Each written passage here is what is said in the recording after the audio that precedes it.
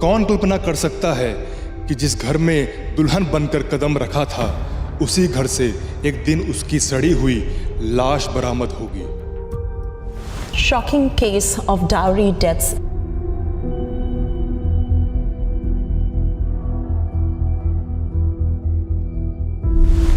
Bank में probationary officer की अपनी सारी कमाई ससुराल वालों को सौंप देती थी, लेकिन दहेज के लोभी ससुराल वालों ने बेरहमी से कत्ल कर दिया। One woman dies every hour in a dowry-related case. Bharat में औसतन एक शादी में दहेज की रकम की शुरुआत 2 से 3 लाख रुपए के बीच में होती है।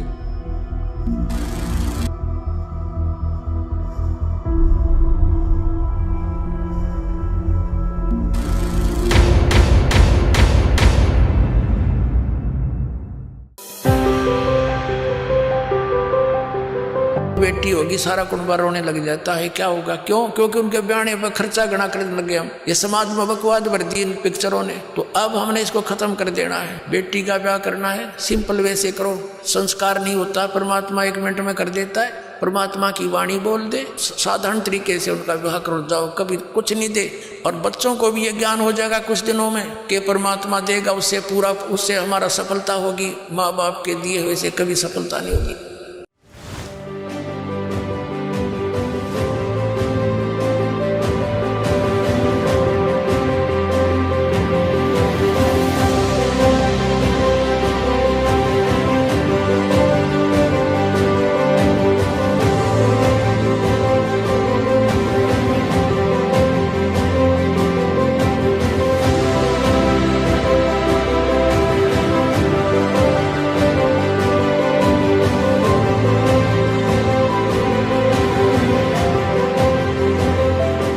बेटी होगी सारा कुनबा रोने लग जाता है। क्या होगा? क्यों? क्योंकि उनके ब्याने पर खर्चा गणा करने लगे हम। ये समाज में बकवाद भर दी इन पिक्चरों ने। तो अब हमने इसको खत्म कर देना है। बेटी का ब्याह करना है, सिंपल वे से करो। विवाह तो भगवान करके भेजा है, संयोग वही जोड़ता है। माँ बाप 2-2, 3-3 साल धक्के खाए जाते हैं, संस्कार नहीं होता, परमात्मा 1 मिनट में कर देता है।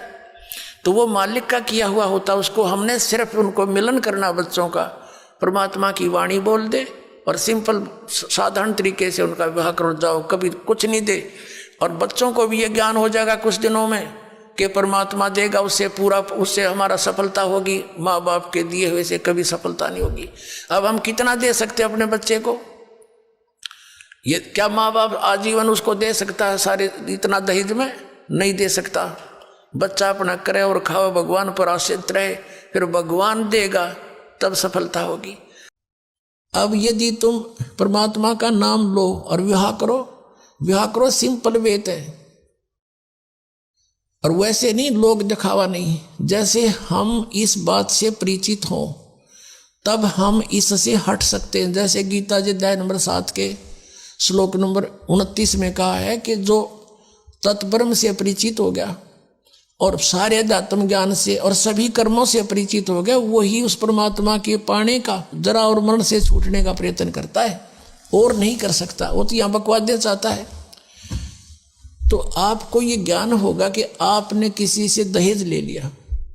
परमात्मा कहते तुमने उस दरगाह का मैल नहीं देखा और धर्मराज के तिल तिल का लेखा।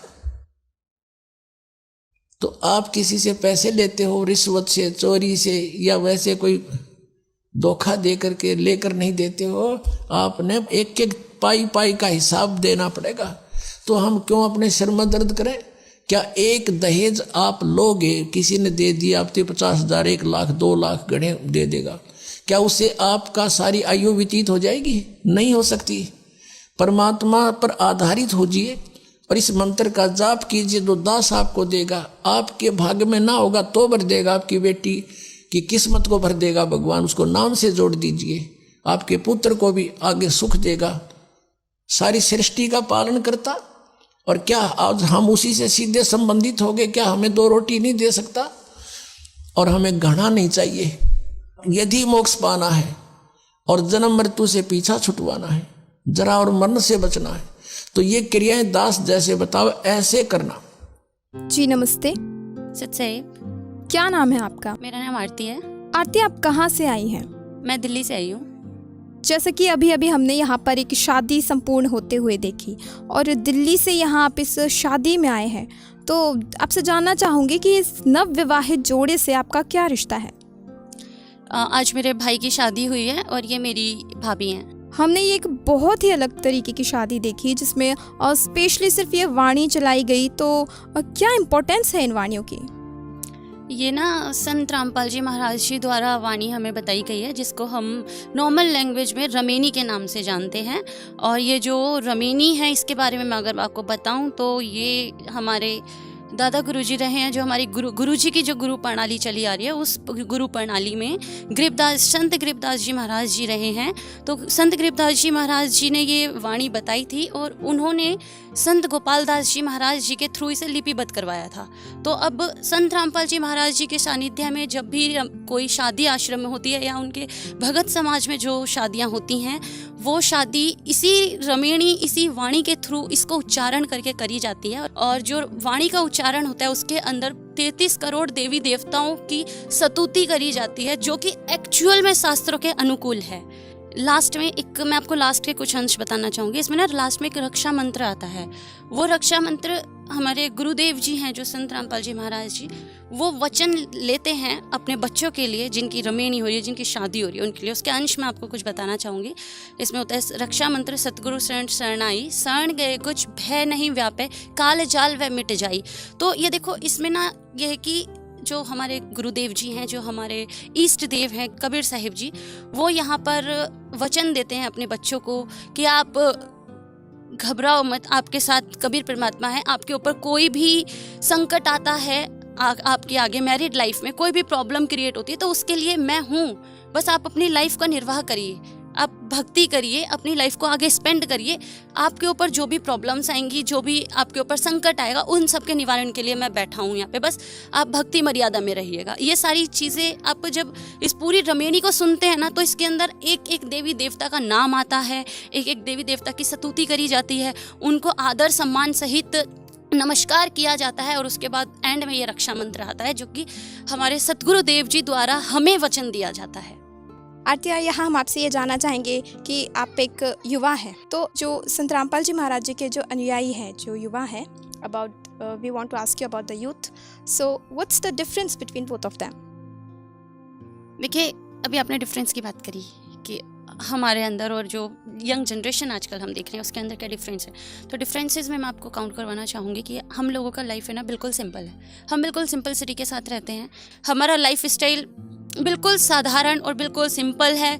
हम हर तरीके के नशे से दूर रहते हैं। खुद करना तो बहुत दूर की बात है, किसी को हम एडवाइस भी नहीं करते हैं, और जो करता है उससे थोड़ा सा डिस्टेंस बना के रखते हैं। So Aarti, here I want to ask you that from where you got this inspiration? My inspiration is my Guruji Sant Rampal Ji Maharaj only. So anything else do you want to tell about your Guruji? Just यही कि आप जी संत रामपाल जी महाराज जी के ज्ञान को सुनो। एक बस मैं ये नहीं कह रही कि आप देखो मैं जुड़ी हुई हूँ उनसे तो आप भी आके उनसे नाम उपदेश ले लो। No, I am not saying about this.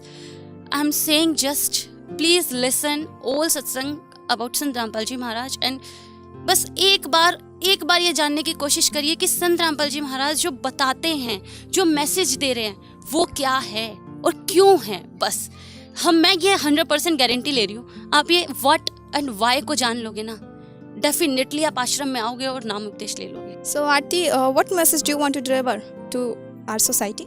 देखिए, हमें जो ये मनुष्य जीवन मिला है ना, वो बहुत कीमती है। जो काम हम मनुष्य जीवन में करते हैं वो और योनियों में भी कर रहे हैं, बट हमें मनुष्य जीवन क्यों मिला है? सिर्फ भक्ति करने के लिए और मोक्ष प्राप्त करने के लिए। तो इसके लिए आप जी एक बार संत रामपाल जी महाराज जी का सत्संग सुनिए, उनको समझने की कोशिश करिए आखिर वो बता क्या रहे हैं। और उनको समझने का, उनके सत्संग को जानने का सबसे साधारण तरीका है, साधना टीवी पर रोज़ 7:30 से 8:30 बजे सत्संग आता है, उसको सुनिए। अगर सत्संग भी नहीं सुनना ना, एक बहुत सुंदर सी बुक लिखी हुई है संत रामपाल जी महाराज जी ने, जिसका नाम है जीने की राह, और वर्ल्ड फेमस बुक है, हर कोई जानता है, पूरे सोशल मीडिया हैंडल पे बहुत वायरल है।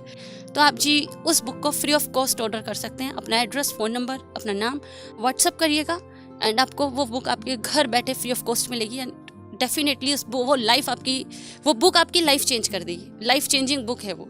तो उसको ज़रूर पढ़िएगा आप जी। ओके आंटी, धन्यवाद। सिट से